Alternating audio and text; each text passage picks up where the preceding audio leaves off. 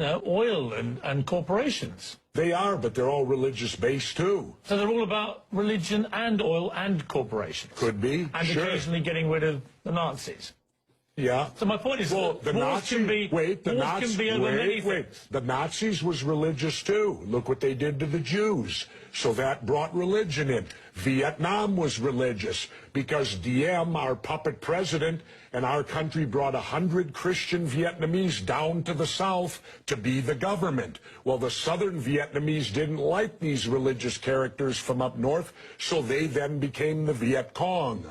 So all wars, pretty much in my lifetime, have had some religious basis, but certainly big business gets in there because wars are very profitable to certain big businesses. And, of course, big business needs to be in the Middle East so that we can get the oil out of the Middle East, so we can get the lithium out of Afghanistan. You know, they discovered a vein of lithium there they say is worth $1 trillion. Well, what is lithium used for? Every cell phone, computer, and soon-to-be electric cars. Let's talk about why we're really there. We're not there. How does any of these wars affect our freedom in any way? The United States is not in any threat. They're not going to do a Normandy invasion on us, Al-Qaeda in Virginia. No, but hang on, you're being slightly naive, aren't you? Because I'm not being naive, sir. I think you are being naive. No. Because I think that it's clear one of the main reasons that America went into Afghanistan was to try and get Al-Qaeda dismantled, the organization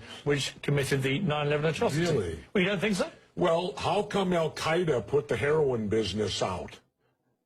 They took all the poppy growers and stopped the production of heroin. What would you have done? Wait, now how much of that illegal heroin was propping up the international banks with laundered money, and when it dried up, the first recession happened? Well, now that we're back in there, we aligned with the poppy growers, and the heroin business is back up full swing again. I thought we fight a war on drugs here. All right, Jesse, Seems we're not so quickly like they did Lee Harvey Oswald.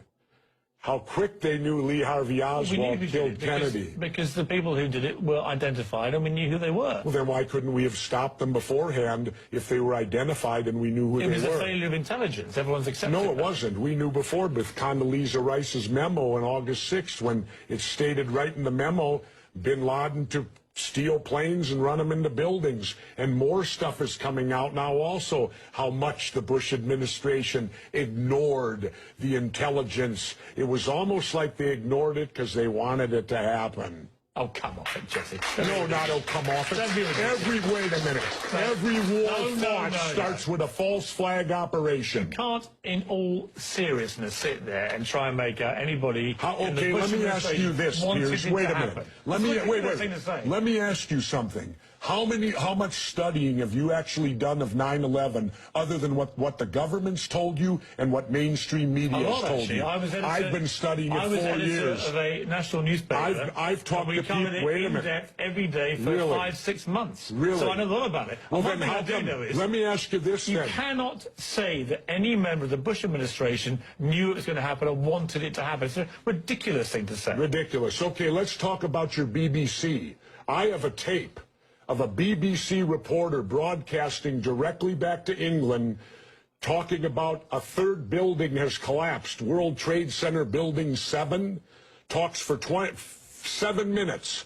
All the while she's talking, World Trade Center Building 7 is still standing right behind her. It didn't fall for another half hour, yet they were doing a pre-broadcast back to England that, yes, it's true, you need to that this building fell and it hadn't fallen yet. If you're trying to make out the British Broadcasting Company, one of the most respected news organisations in the world, was inventing huge buildings falling over, you need to have a break, Jesse. We'll come back after the break, and we'll talk about Israel and Iran. Are you kidding me?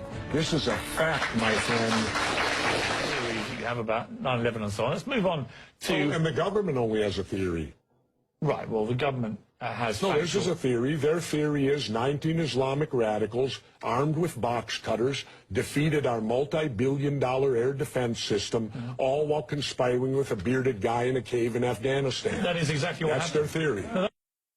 And you make some crackpot points. That's your opinion? Yes. How many people here think I make crackpot points? Yeah. One. How many think I make sensible points? You're in a minority, my good friend. You're the minority. Let's